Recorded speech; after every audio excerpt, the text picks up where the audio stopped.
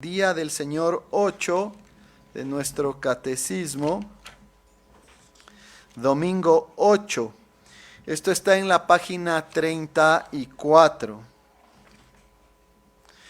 Para tener un poco de contexto y no olvidarnos, y tal vez alguno de ustedes no estuvo aquí, todo esto está conectado y está conectado con el domingo 7, en donde estudiamos primero qué es la verdadera fe. Y el domingo anterior ustedes estudiaron con el hermano Jorge las preguntas 22 y 23. ¿Qué es lo que debe creer el cristiano? ¿Y qué dicen esos artículos? Esto es bien importante tenerlo claro. Entonces voy a leer la pregunta 22, 23 y luego 24 y 25, que es en donde nos vamos a centrar. Entonces dice así la pregunta 22. ¿Qué es lo que debe creer el cristiano? Respuesta: todo lo que se nos ha prometido en el Santo Evangelio, sumariamente contenido en el símbolo apostólico, en cuyos artículos se expresa la fe universal e infalible de todos los cristianos. Entonces vean lo importante que es esto. Y esto viene de la época de la Reforma. En la mismísima época de la Reforma, los reformadores, que es de donde viene toda iglesia evangélica finalmente, ninguno de ellos dijo, el credo apostólico es católico. No se puede, tenemos que inventarnos todo de nuevo. No. El credo apostólico es una declaración resumida de lo que la Biblia enseña con respecto al Evangelio. Por eso esta pregunta 22 dice, bueno, ¿qué es lo que debe creer el cristiano? Lo que está en el Evangelio. ¿Y dónde está el Evangelio? A ver, díganme, ¿qué es el Evangelio? Bueno, para eso escribimos el credo apostólico, dice. Ese es el resumen del Evangelio. Pregunta 23, ¿qué dice entonces el credo apostólico? ¿Qué es el resumen del Evangelio? Respuesta: creo en Dios Padre Todopoderoso, Creador del cielo y de la tierra. Creo en Jesucristo, su único Hijo, nuestro Señor, que fue concebido por el Espíritu Santo, nació de María Virgen, padeció bajo el poder de Poncio Pilato, fue crucificado, muerto y sepultado, descendió a los infiernos y al tercer día resucitó de entre los muertos, subió a los cielos, está sentado a la diestra de Dios, Padre Todopoderoso, de donde vendrá a juzgar a los vivos y a los muertos. Creo en el Espíritu Santo, una iglesia cristiana católica o universal, ese es el sentido de esa palabra, no estamos hablando de la iglesia católica romana, la comunión de los santos, la remisión de los pecados, la resurrección del cuerpo y la vida eterna. Amén. El credo de los apóstoles entonces fue diseñado para que nosotros sepamos en qué creemos. Si alguien le pregunta a usted, su familia, ¿usted en qué cree? En esto creo. Y le recita el credo de los apóstoles. Domingo 8. Bueno, eso digamos era parte del sermón de la semana pasada. Ahora sí, domingo 8. Pregunta 24. ¿En cuántas partes se dividen estos artículos? Respuesta: en 3. La primera, de Dios Padre y de nuestra creación. La segunda, de Dios Hijo y de nuestra redención. Tercera, de Dios Espíritu Santo y de nuestra santificación. Es decir, ¿cómo se resume aún más este evangelio? En 3 cosas. En Dios Padre y mi creación, en Dios Hijo y mi redención, en Dios Espíritu Santo y mi santificación. Pregunta 25. Si no hay más que una esencia divina, si no hay más que un solo Dios, ¿por qué nombras a 3? Padre, Hijo y Espíritu Santo. Respuesta: porque Dios se manifestó así en su palabra, de manera que estas 3 personas son el único, verdadero y eterno Dios. Vamos ahora a leer 2 pasajes. Primero, Mateo 3, del 13 al 17, Mateo 3. Básicamente son dos pasajes en donde se habla de la Trinidad de forma muy evidente.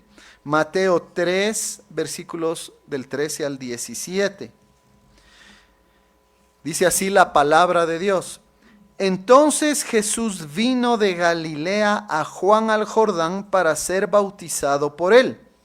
Mas Juan se le oponía diciendo, yo necesito ser bautizado por ti, ¿y tú vienes a mí? Pero Jesús le respondió, deja ahora, porque así conviene que cumplamos toda justicia. Entonces le dejó. Y Jesús, después que fue bautizado, subió luego del agua, y he aquí los cielos le fueron abiertos, y vio al Espíritu de Dios que descendía como paloma y venía sobre él, y hubo una voz en los cielos en que decía, este es mi Hijo amado, en quien tengo complacencia. Vamos ahora a Mateo 28, versículos 16 al 20.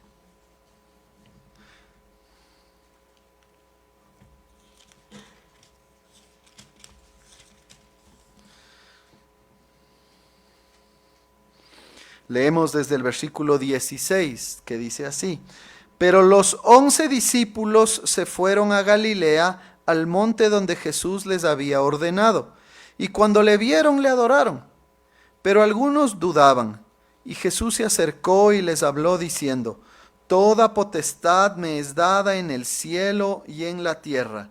Por tanto, id y haced discípulos a todas las naciones, bautizándolos en el nombre del Padre, y del Hijo, y del Espíritu Santo, enseñándoles que guarden todas las cosas que os he mandado. Y he aquí, yo estoy con vosotros todos los días, hasta el fin del mundo. Amén. Oremos. Amado Señor, te pedimos, te rogamos que nos ayudes a entender lo que tú has revelado con respecto a ti, al único Dios vivo y verdadero, Padre, Hijo y Espíritu Santo. Ayúdanos a confiar en tu palabra, Señor, y a experimentar la importancia de entender y de amar y de confiar en la Santísima Trinidad. Bendito Dios, ayúdanos entonces a guardar todas estas cosas en el corazón y a aplicarlas, Señor, con humildad. En el nombre de Jesús oramos. Amén. Hermanos queridos, entonces, ya les fui dando ahí algunos, no me pude contener y ya les fui dando algunas pastillas acerca de lo que estamos hablando o vamos a hablar hoy. Poco el desarrollo del catecismo de Heidelberg es nuestro instructor, ¿no? Este documento escrito en la época de la Reforma para precisamente preparar al pueblo que desconocía la palabra de Dios.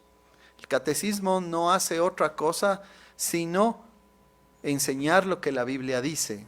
No añade ni quita, sino que enseña lo que la Biblia dice. Y nos ayuda a entender entonces esto, ¿qué es el Evangelio? Bueno, el Evangelio finalmente es lo que el Credo de los Apóstoles dice, porque el Credo de los Apóstoles fue escrito con ese propósito. Y de manera muy general, como vimos allí, se divide de tres partes. La obra de Dios Padre, la obra de Dios Hijo y la obra de Dios Espíritu Santo. ¿Tres dioses entonces? No. Y por eso viene la pregunta 23. Dice, cuidado con ir por ahí. Nada de tres dioses, un solo Dios, una sola esencia divina, pero que subsiste en tres personas. Hoy tal vez vamos a ir de atrás para adelante, un poco yendo de la pregunta 23 hacia la 22, simplemente para que esto nos haga, creo yo, un poquito de mejor sentido. Así que nosotros confesamos que la palabra de Dios enseña que hay un solo Dios en tres personas, o tres personas en un solo Dios. Creo que es mejor decirlo así.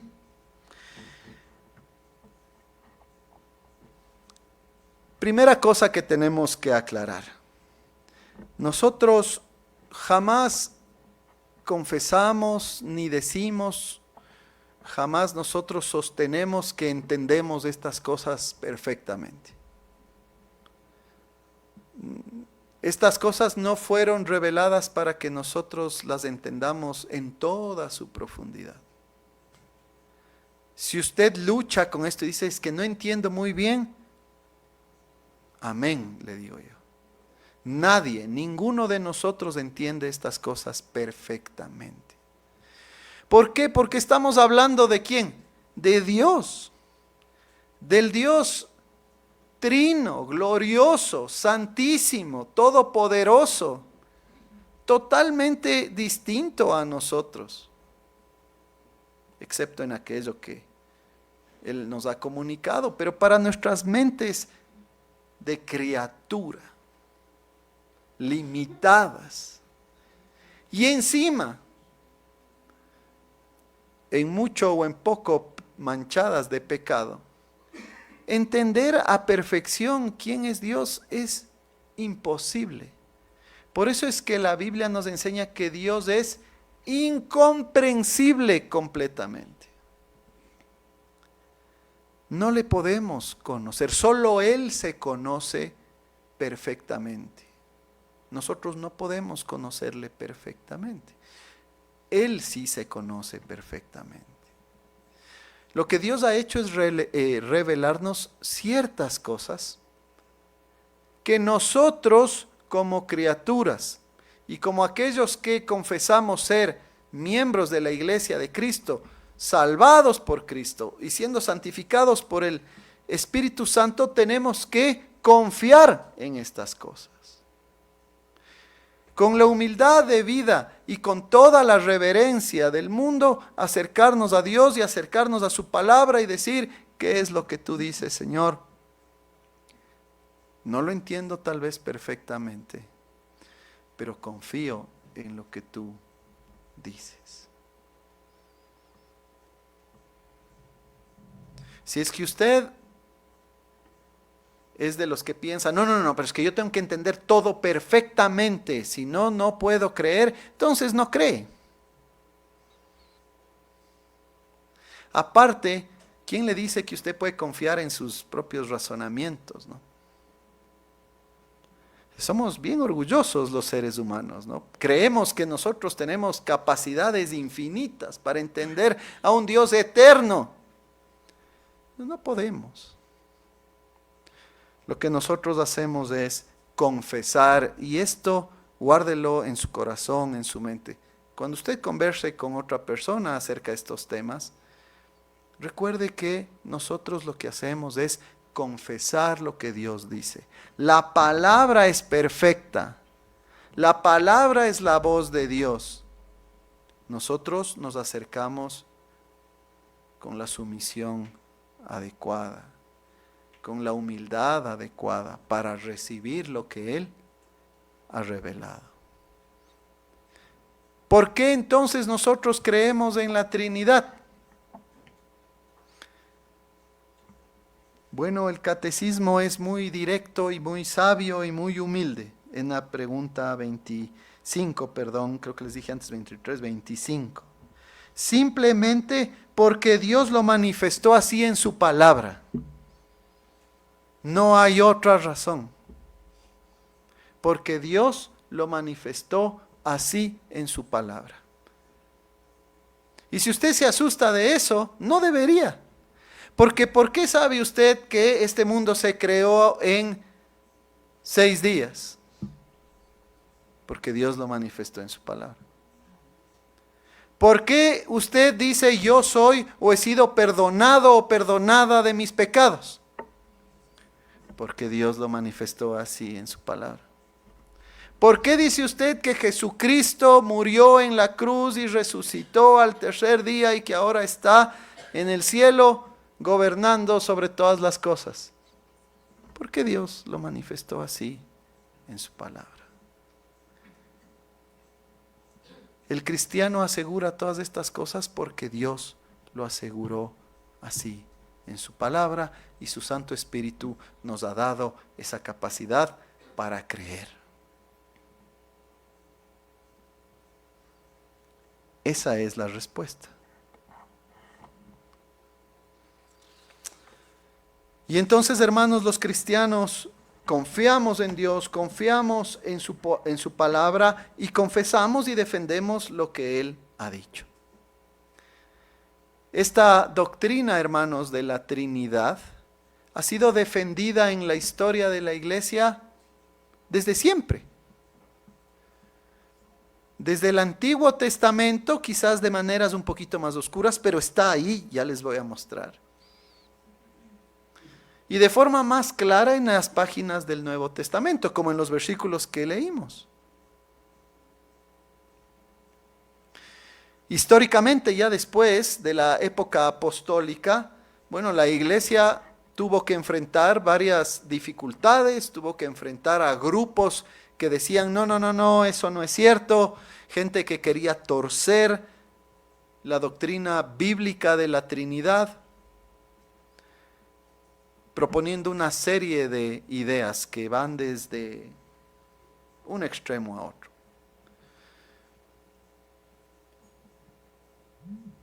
Algunas doctrinas enfatizando la unidad de la Trinidad, otras enfatizando más bien la diversidad.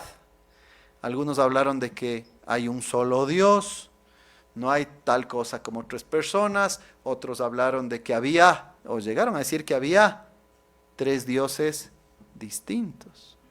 Y en el medio un montón de otras herejías. Entonces la historia nos dice que los padres de la iglesia antigua cumplieron un rol impresionantemente importante. Tristemente nosotros, que a veces tenemos mentes contemporáneas que desprecian la historia, pues claro, no podemos ver y apreciar y conocer aquello que pasó antes. Y ese es un grave error. Nosotros tenemos que regresar a ver hacia atrás y ver qué es lo que Dios ha hecho a través del tiempo. Precisamente para aceptarlo, aquello que era bien sostenido por muchos cristianos fieles, y para rechazar aquello que cristianos equivocados sostuvieron, o incluso aquellos que no eran de plano cristianos, porque eran herejes que querían torcer la palabra de Dios.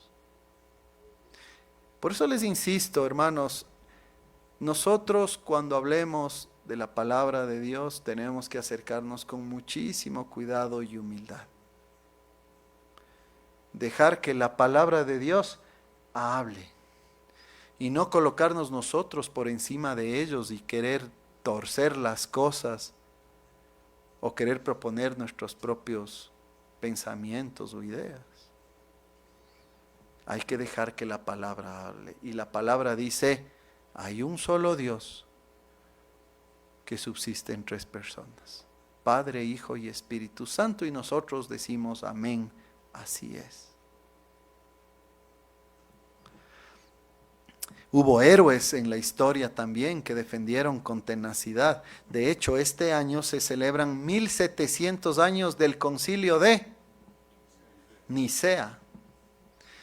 El concilio de Nicea sucedió en el 325, cuando el emperador Constantino llamó a un concilio para revisar qué estaba pasando con un señor de nombre Arrio. Este señor de nombre Arrio había estado proponiendo doctrinas que ponían en duda, por ejemplo, la divinidad completa del Señor Jesucristo. ¿Y saben qué llegó a pasar? Casi toda la iglesia de la época, casi toda la iglesia, la gran mayoría de cristianos en algún momento llegaron a aceptar la postura arriana.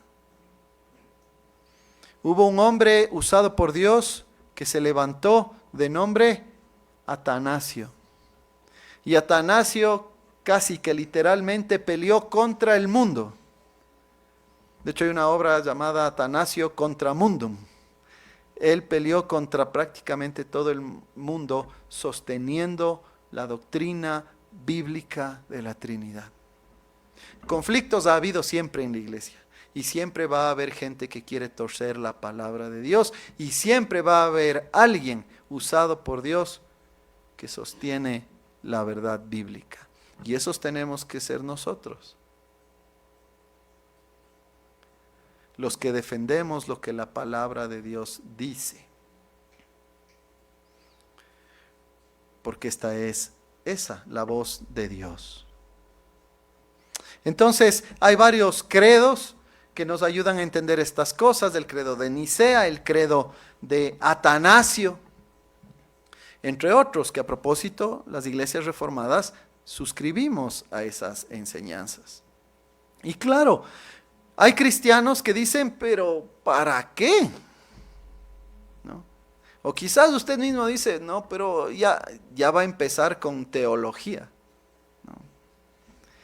Ya va a empezar con cosas complicadas. Yo quiero saber del amor de Dios y quiero saber cómo me va en mi casa y qué hacer en mi familia y quiero pues simplemente que nos sirvamos los unos a los otros y evangelicemos, ¿no? O sea, a veces pensamos así, pero ese es un error, porque nuestra fe está fundamentada en lo que la palabra de Dios dice. Y si la palabra de Dios es torcida, entonces nuestra vida también va a estar torcida.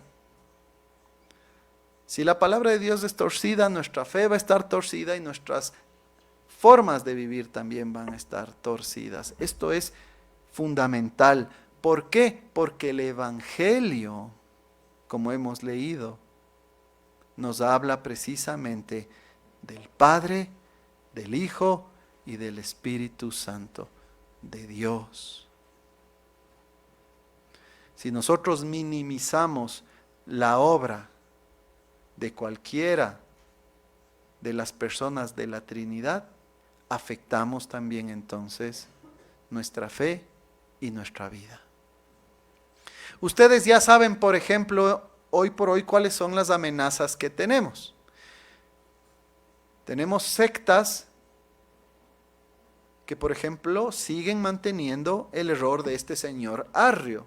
Y no es que me guste hablar de él, pero nos toca estar hablando mucho. ¿Por qué? Porque hay muchas personas que corresponden a este grupo de los testigos de Jehová que van por sus casas con muchísimo ahínco, golpeando las puertas y timbrando y lleno de recursos y materiales para decirle a usted que usted ha sido engañado al pensar que hay tal cosa como la Trinidad y que usted no debería creer en ello. Bueno, los que están equivocados son ellos. Y por eso es tan importante entonces que nosotros entendamos estas cosas. Es muy importante que nosotros estemos fundamentados en la doctrina de la Trinidad porque es parte de nuestra mismísima identidad. Ya vimos los versículos que leímos. Mire usted lo que sucede con el mismísimo Señor Jesucristo en el momento de su bautismo. En el momento de su bautismo, en el cual Él fue, por decirlo de alguna manera, ungido para su ministerio de ser nuestro representante aquí en la tierra, aparecen 3 actores. Bueno, 4, pero le vamos a dejar al Juan Bautista de lado. ¿Quiénes aparecen? ¿Quién está ahí? El Hijo. ¿Quién más? El Espíritu Santo que desciende y se escucha también una voz ¿de quién? Del Padre, porque dice, este es mi Hijo en quien tengo complacencia.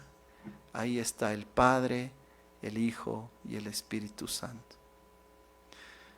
Fundamental. Nuestro mismísimo Salvador nos recuerda de la Trinidad. Pero no solo eso, además en Mateo 28, cuando se nos da la gran comisión, no se puede ser una iglesia evangelística, no se puede hacer misiones, no se puede vivir la vida de la iglesia si es que nosotros no sostenemos la doctrina de la Trinidad. ¿Por qué? Porque el Señor Jesucristo dice, yo tengo toda autoridad ahora, después de haber vencido en la cruz y de haber sido resucitado, y les dice, ahora en mi autoridad y con mi poder, vayan a hacer discípulos. Ojo, no dice solo vayan a predicar el evangelio, no es que esté mal, pero el objetivo es este, hacer discípulos. Vayan, hagan discípulos, ¿y qué hay que hacer?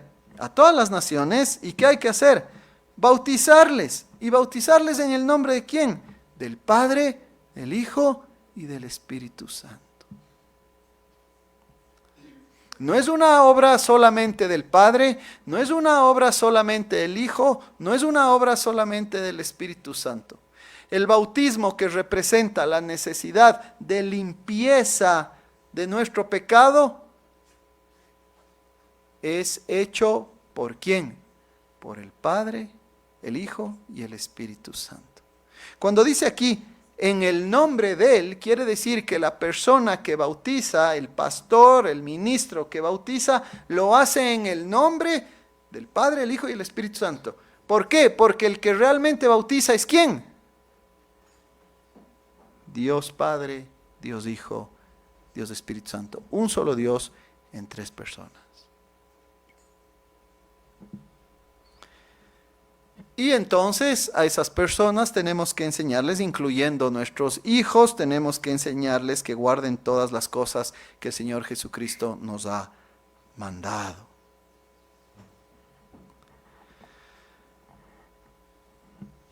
Pero ustedes tal vez dicen, bueno, pero eso no está tal vez como tan claro, no hay más versículos, sí hay más versículos y aquí van. En el Antiguo Testamento, por ejemplo, hay alusiones un poquito más indirectas, pero están ahí. Génesis 1:26, por ejemplo. Génesis 1:26, miren lo que dice.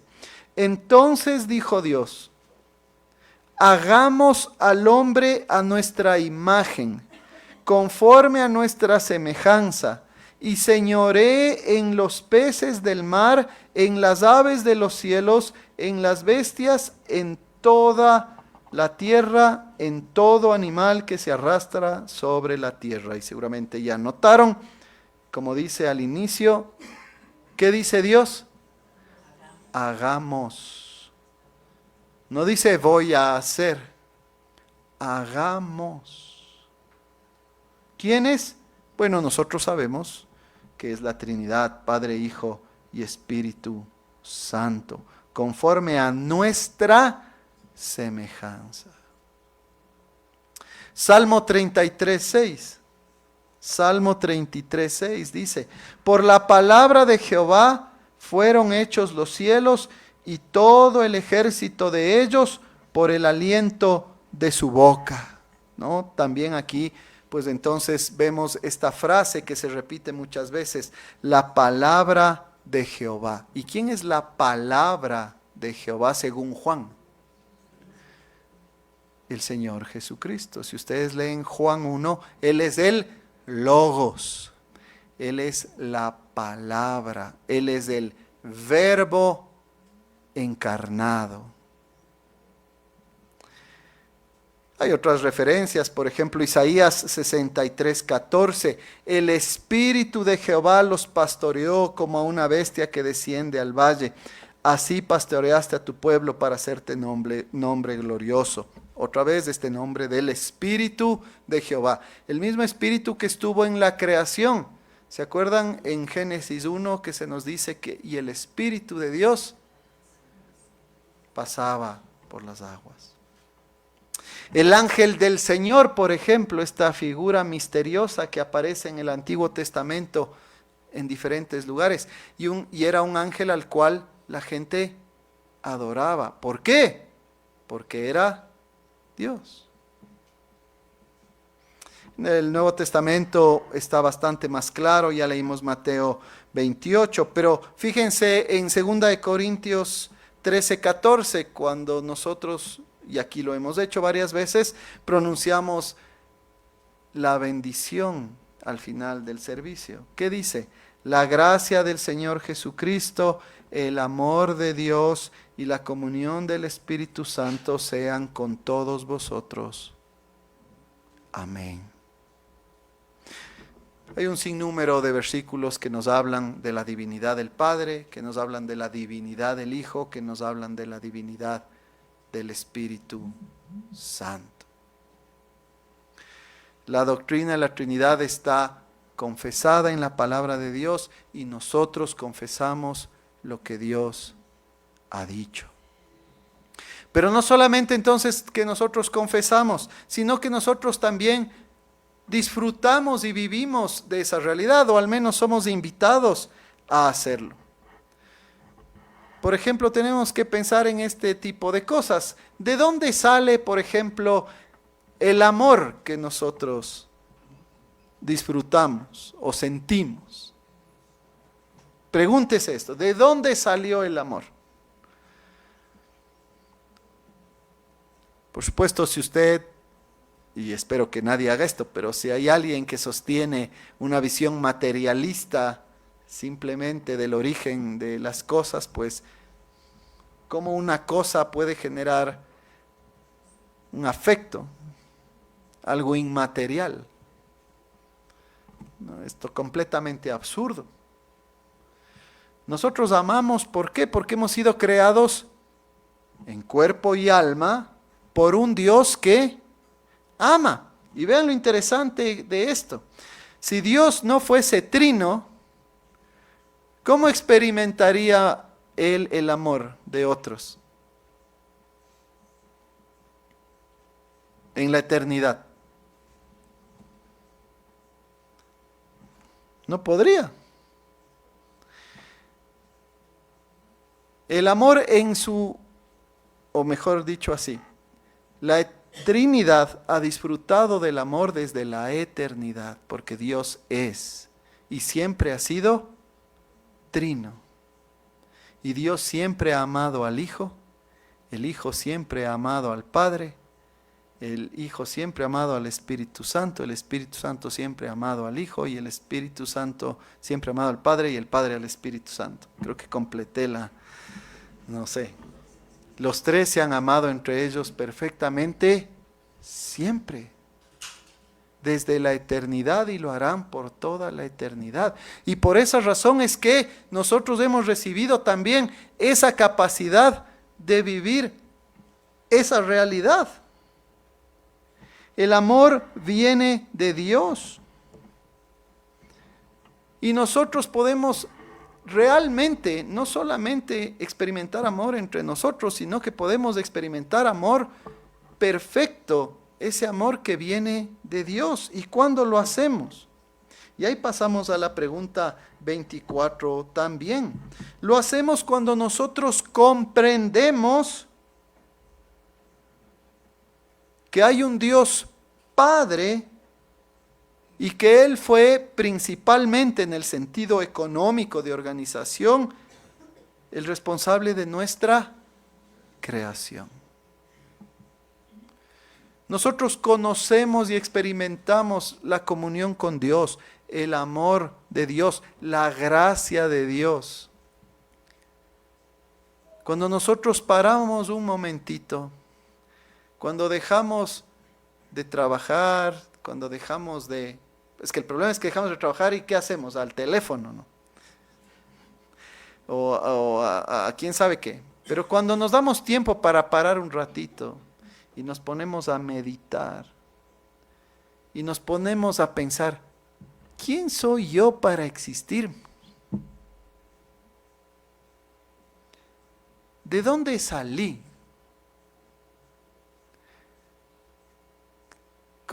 ¿Quién soy?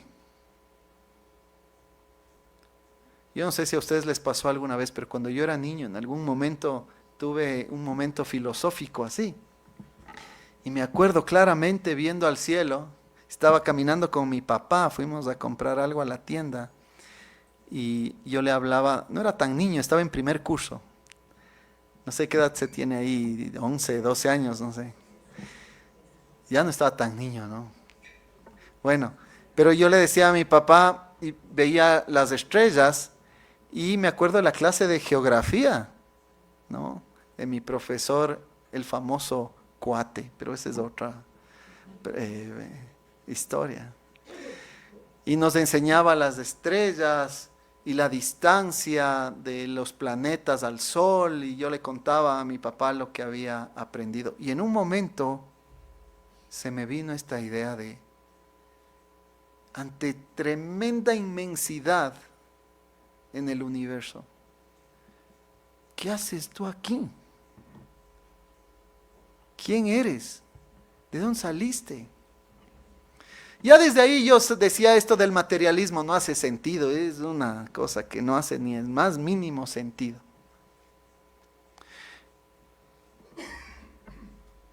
Pero cuando nosotros sabemos y entendemos que es Dios el que nos hizo, y que Él nos hizo particularmente tal y como somos, de la manera que somos, y nos puso en el lugar que debíamos estar, y nos hizo de tal altura, y nos hizo de tales características, y nos dio diferentes rasgos. Es increíble. Es sobrecogedor entender que no somos simplemente una partícula, una piedra o cualquier cosa, sino que somos creación de Dios, perfectamente diseñados a imagen y semejanza de Dios. Esto es bien importante, ¿ah? Niños, jóvenes, ustedes son hechos por Dios, amados por Dios. Ustedes importan y son valiosos. Y no solo niños y jóvenes, personas mayores de la mediana edad como yo y hacia arriba también. Nosotros experimentamos también el amor de Dios cuando pensamos en la redención del Hijo, de nuestra redención, conseguida por el Señor Jesucristo. Póngase a pensar, bueno, es verdad, fui creado, hecho a imagen de Dios, pero la verdad es que también soy pecador. Hay cosas que he pensado, hay cosas que he sentido, hay cosas que he hecho muy contrarias a la voluntad de Dios.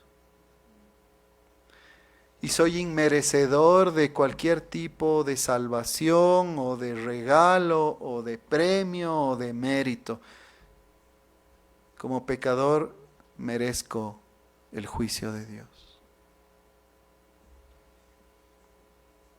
Pero sin embargo, resulta que este evangelio no solamente me dice que fui creado por Dios como una criatura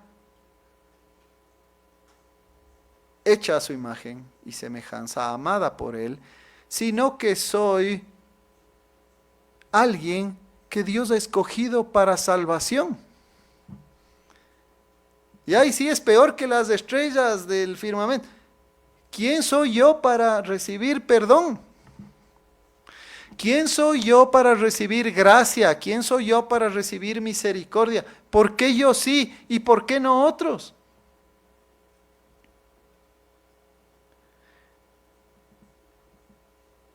¿Cómo puede Dios amarme a mí si yo no le he amado a Él?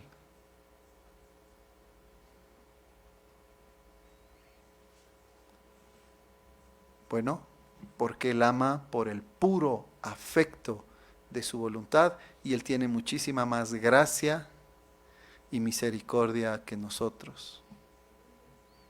Y así experimentamos entonces ese amor de Dios. ¿Se da cuenta? Entonces esta doctrina de la Trinidad no es pues una cosa ahí oscura, abstracta, sin importancia, que para qué meten aquí, sino más bien saquen esto de aquí, llevémonos bien nomás, ¿no? Seamos buenas gentes. No, no, esa es la verdad. Y esa verdad evangélica nos ayuda a entender y a experimentar realmente el amor de Dios. Y después decimos, ¿y cómo es que yo pude entonces tener esta mente distinta? ¿Cómo es que yo pude creer? Si yo no creía en Dios, si yo no creía en Cristo, si yo no creía en nada, ¿cómo es que pude haber sido sacado de ahí? ¿Y quién me ha mantenido vivo si yo no merezco ni siquiera eso por mi pecado? ¿Y quién es el que me sostiene? Bueno, es porque Dios Espíritu Santo nos dio vida. Porque Dios Espíritu Santo regenera a los que son elegidos de Dios. Porque el Espíritu Santo nos santifica. ¿Y por qué es que no dejo de creer? Porque el Espíritu Santo nos mantiene. Porque el Espíritu Santo nos preserva. Porque el Espíritu Santo nos ha dado la Biblia.